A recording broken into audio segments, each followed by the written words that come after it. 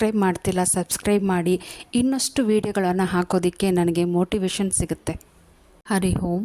ಪಠ್ಯ ನಾಗಣ್ಣನ ಕನ್ನಡಕ. ಪಂಜೆ ಮಂಗೇಶರಾಯರು ಲೇಖಕರು.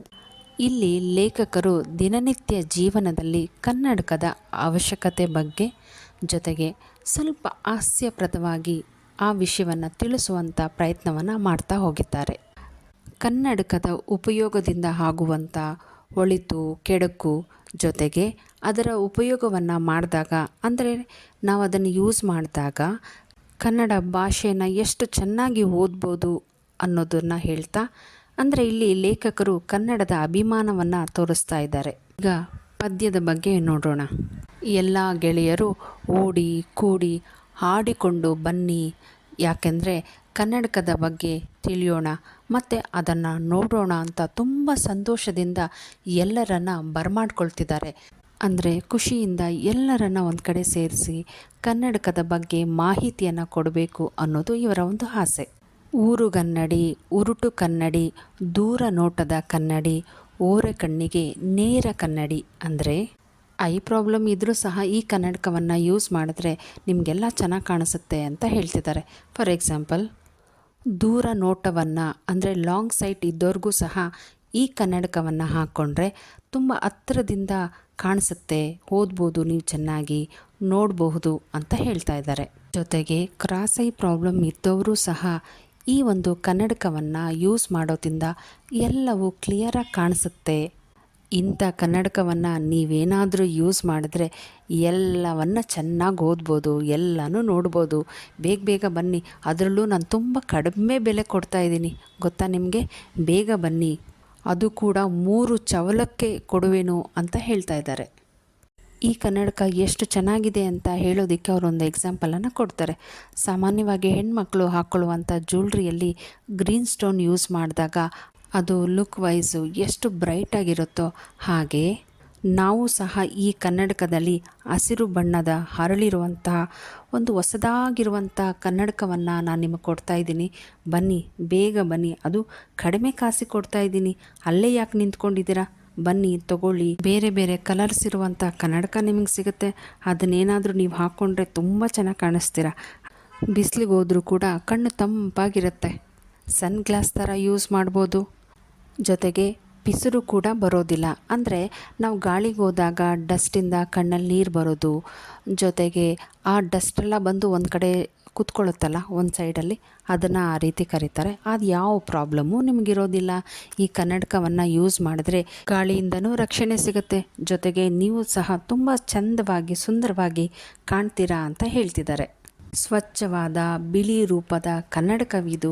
ನೀವು ನೋಡುವಂಥ ನೋಟ ಸ್ಪಷ್ಟವಾಗಿ ಕಾಣಿಸುತ್ತೆ. ಯಾವುದೇ ರೀತಿಯ ಡಿಸ್ಟರ್ಬೆನ್ಸ್ ಇಲ್ಲದೆ ನೀವು ಏನು ಬೇಕಾದರೂ ಓದ್ಬೋದು. ಸುಮ್ಮನೆ ಕೂತ್ಕೊಂಡು ಚಿಂತೆ ಮಾಡ್ತಾ ಟೈಮ್ ವೇಸ್ಟ್ ಮಾಡಬೇಡಿ, ಬೇಗ ಬೇಗ ಬಂದು ಇದನ್ನು ತಗೊಳ್ಳಿ. ಜೊತೆಗೆ ಕೆಲವ್ರಿಗೆ ಏನೂ ಕಾಣಿಸೋದಿಲ್ಲ ಅಂಥವ್ರು ಪಾಪ ಏನು ಮಾಡ್ತಾರೆ ಅಂದರೆ ಮ್ಯಾಗ್ನಿಫೈಡ್ ಗ್ಲಾಸನ್ನು ಯೂಸ್ ಮಾಡ್ತಾರೆ. ಅಂದರೆ ವಯಸ್ಸಾದವರು ಒಂದು ಬೂತ್ ಕನ್ನಡಿಯನ್ನು ಇಟ್ಕೊಂಡು ಅಕ್ಷರಗಳನ್ನು ನಿಧಾನವಾಗಿ ನೋಡ್ತಾ ಓದೋದನ್ನು ನಾವು ನೋಡಿದ್ದೀವಿ. ಹಾಗೆ ಇಂಥವ್ರೇನಾದರೂ ನನ್ನ ಕನ್ನಡಕವನ್ನು ಯೂಸ್ ಮಾಡಿದ್ರೆ ಅವ್ರಿಗೆ ಎಲ್ಲ ಕ್ಲಿಯರಾಗಿ ಕಾಣಿಸುತ್ತೆ. ಯಾವುದೇ ರೀತಿಯ ಕಣ್ಣಿಗೆ ಡಿಸ್ಟರ್ಬೆನ್ಸ್ ಇರೋದಿಲ್ಲ, ಚೆನ್ನಾಗಿ ಓದ್ಬೋದು, ಚೆನ್ನಾಗಿ ನೋಡ್ಬೋದು. ದೃಷ್ಟಿ ಮರುಕಳಿಸುತ್ತೆ, ಅಂದರೆ ಎಲ್ಲವನ್ನು ಕ್ಲಿಯರಾಗಿ ನೋಡಬಹುದು.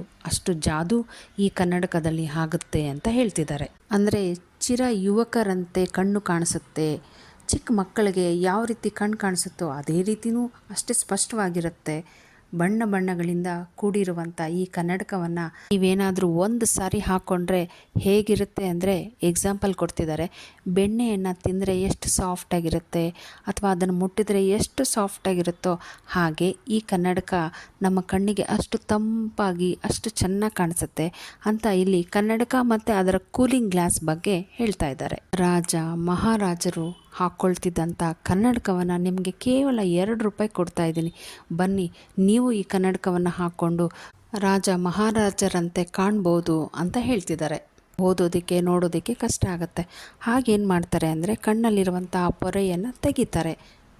ಕ್ಯಾಟ್ರಾಕ್ಟ್ ಸರ್ಜರಿಯನ್ನು ಮಾಡಿ ಆ ಪೊರೆಯನ್ನು ತೆಗೆದಾಗ ಅವ್ರಿಗೆ ವಿಷನ್ ಕ್ಲಿಯರಾಗಿ ಕಾಣಿಸುತ್ತೆ. ಈ ಕನ್ನಡಕ ಕನ್ನಡ ಇರ್ಬೋದು, ಇಂಗ್ಲೀಷ್ ಇರ್ಬೋದು, ತೆಲುಗು ಇರ್ಬೋದು, ಹಿಂದಿ ಇರ್ಬೋದು, ಯಾವುದೇ ಪದಗಳಿದ್ದರೂ ವರ್ಡಿಂಗ್ಸ್ ಇದ್ದರೂ ಸಹ ಕ್ಷಣ ಮಾತ್ರದಲ್ಲಿ ಅದನ್ನು ಓದ್ಬೋದು.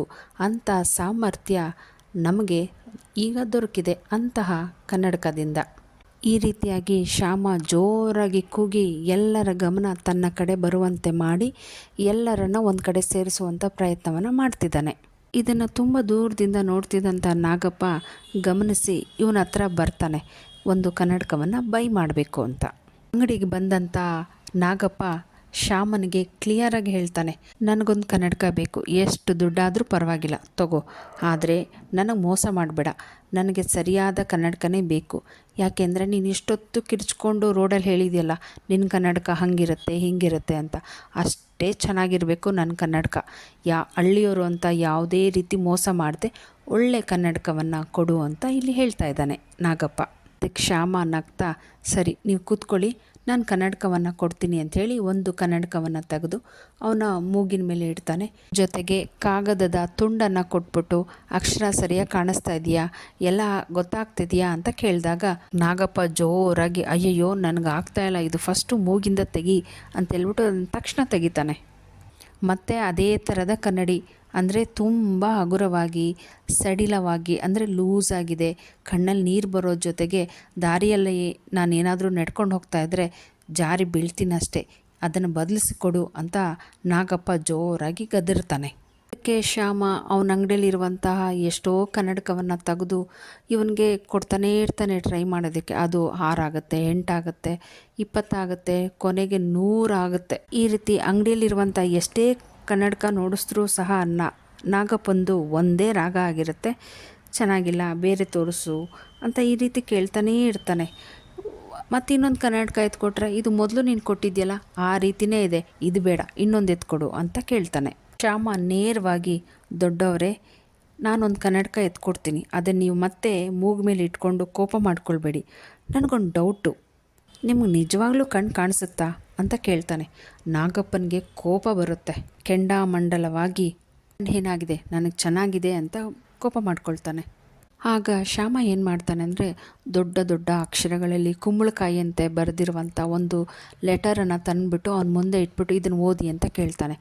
ಆಗ ಅವ್ನಿಗೆ ಓದೋದಕ್ಕೆ ಆಗೋದಿಲ್ಲ.